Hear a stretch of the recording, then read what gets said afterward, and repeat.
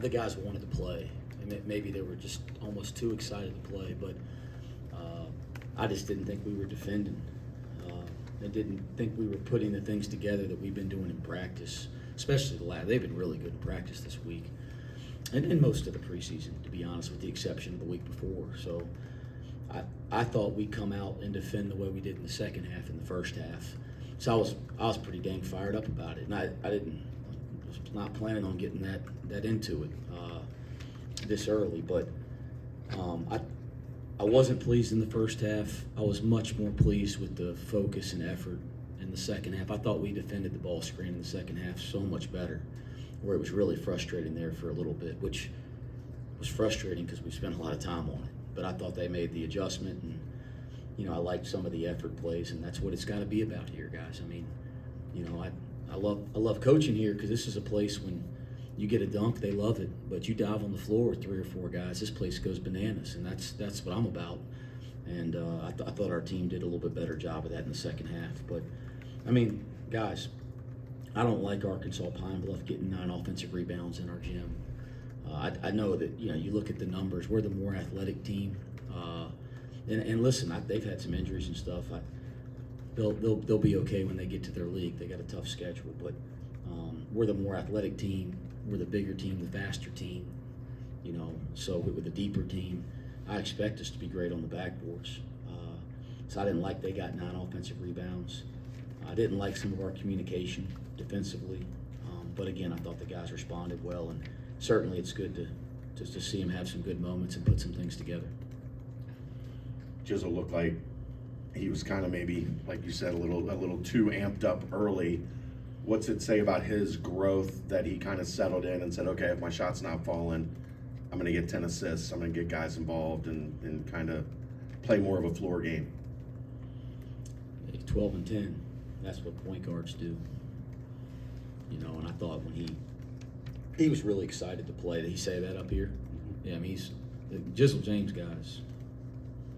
He's everything you want in a player. I mean, work ethic, bought in, coachable, and honest as can be. I don't think he knows how to be dishonest. I mean, he said it to me. I said, you got to get others involved. We're settling too much. And he said, yeah, I was just really excited. I mean, just dead honest in the middle of the game. So appreciate honest.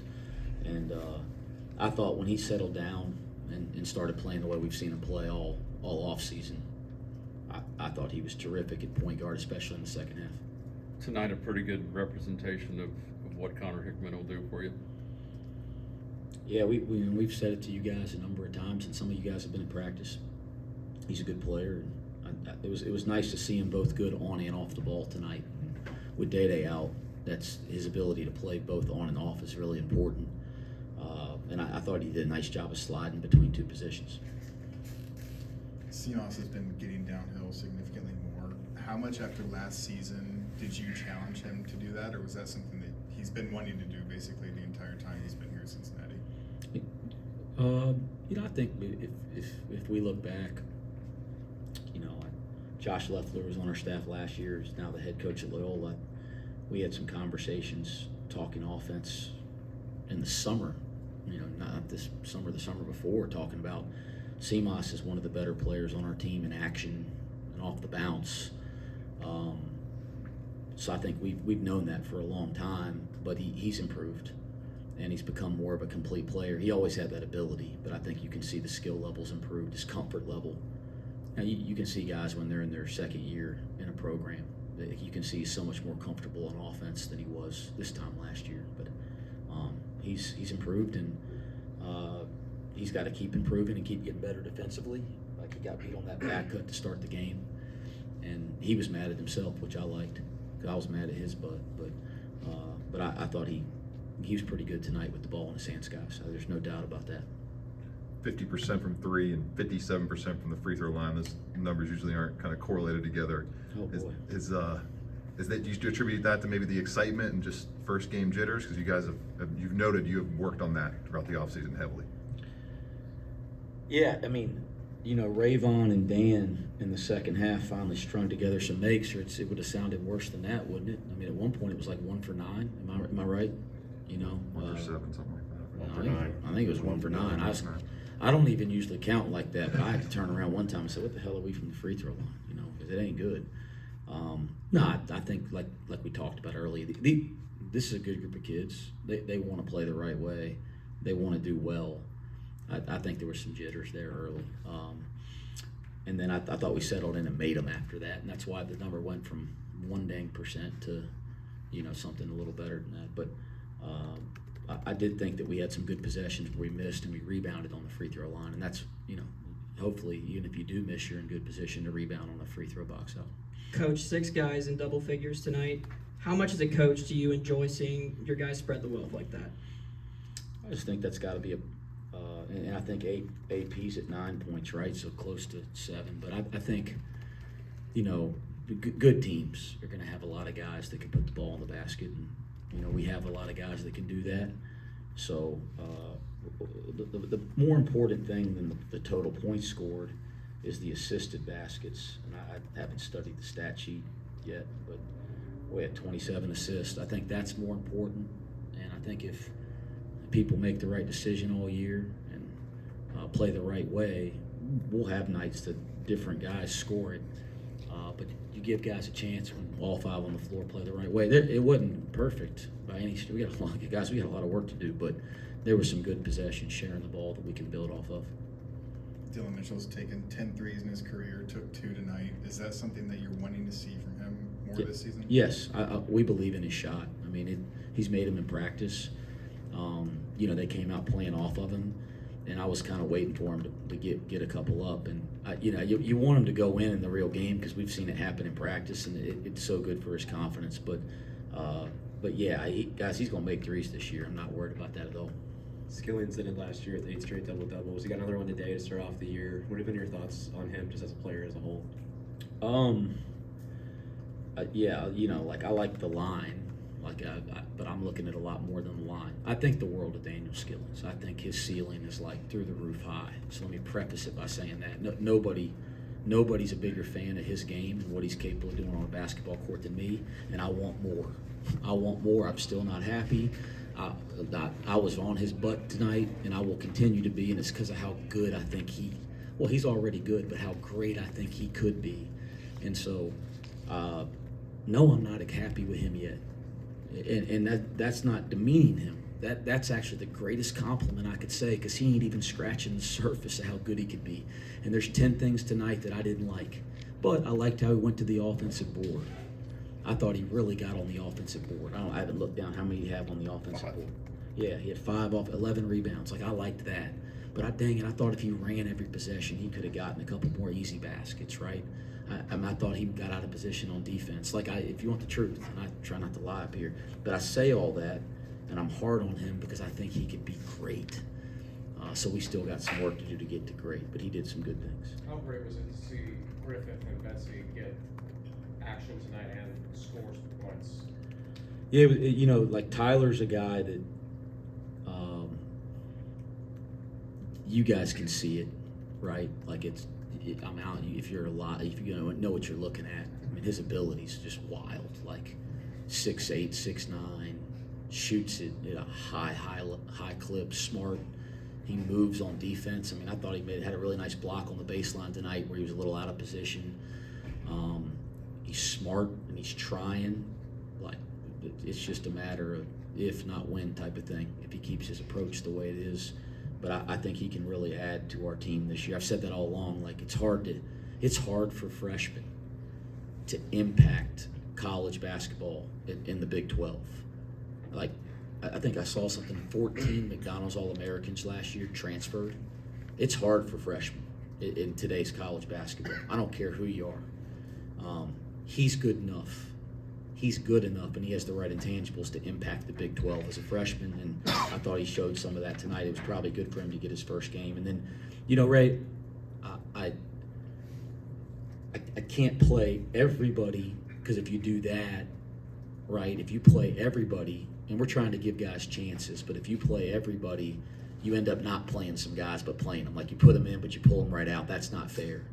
So we're going to do it differently game to game here, but we chose to give Ray his segments in the second half instead of the first half. It'll be different probably in the next game. But I thought like he's been when he got in. He made some good things happen. So that if Ray keeps it up, he's going to find his way to impact this team over the course of the year for sure. People might have been a little surprised to see number 65 check in at the end of the game. Can you just take us through the process of getting him cleared to go and getting him out there for a little bit tonight at the end? Yeah, so the whole plan with Halveen, was just he wasn't cleared to play, but cleared to practice. This is before we took him. We took him really late, as you guys know, and we just thought, it would be really healthy to have some depth in practice, and so that like AP and AZ weren't just getting worn down because we're deep in all these other positions, so we could stay competitive, but we wouldn't run those guys into the ground, and then we could develop a young player. We thought watching the tape, he was the captain of his French national team. We thought there's a guy that we have him all year. He's going to help us in practice, and we can develop him and redshirt him kind of the old school way. When Tyler McKinley's injury occurred, we submitted a waiver based on some information that we found out about some of the reason he wasn't eligible in the first place, and it got cleared. So I thought that was really, really good news for the depth in our front court. And by the way, he's been thrown into a very difficult situation because he got here, and him and I were laughing about it in the locker room last week. But guys, when he got here, he speaks like no English, and I speak no French, and that's a bad combination when you started practice already. That's hard because I can't help him with the French, and he can't understand what I'm saying. And it's not the summer where there's time, and we're right kind of in the middle of it. So he's starting to learn English, so he's starting to understand and practice a little bit better. One of the neatest things is watching Aziz coach him. Aziz will coach him in French in practice. So when I'm installing something or explaining something, Aziz will be translating in his ear, which has been really cool. It's cool to watch guys help each other on a team. That's what it's about. But his English is getting better, and he's understanding better, and he's improving.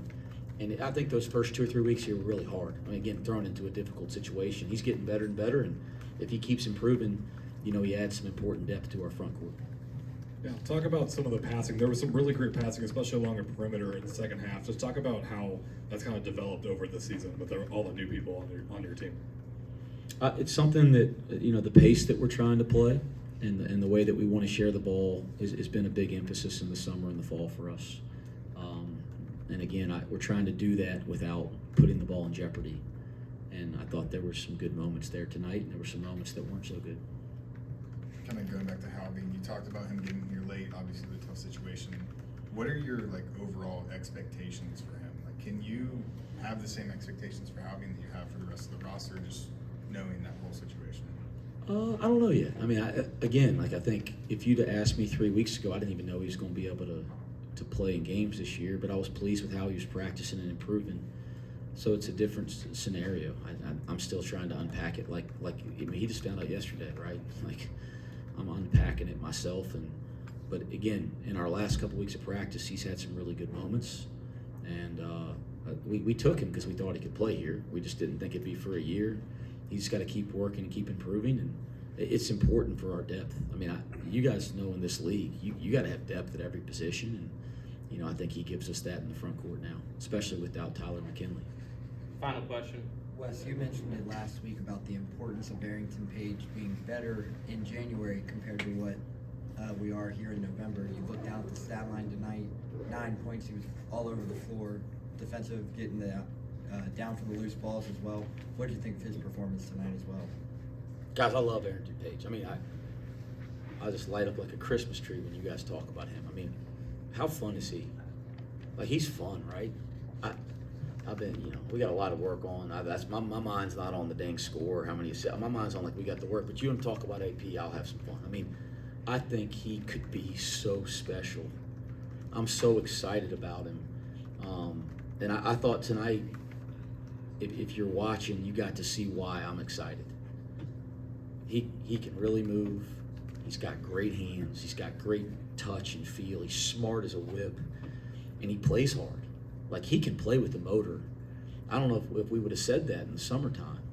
You know, the deal with him now is, can we do it consistently? But I'll say this, he is so much better than he was 2 weeks ago. And he was so much better 2 weeks ago than he was 4 weeks ago. And he just keeps getting better and better and better and better. And if that trend continues, because he's been working his butt off, boy, he's going to be really good and really important to this team. But I'm really excited about it. Really excited about it. And I'm just so pleased with his improvement over the last month. Thank you, Coach. Thanks, guys. Thanks, Wes.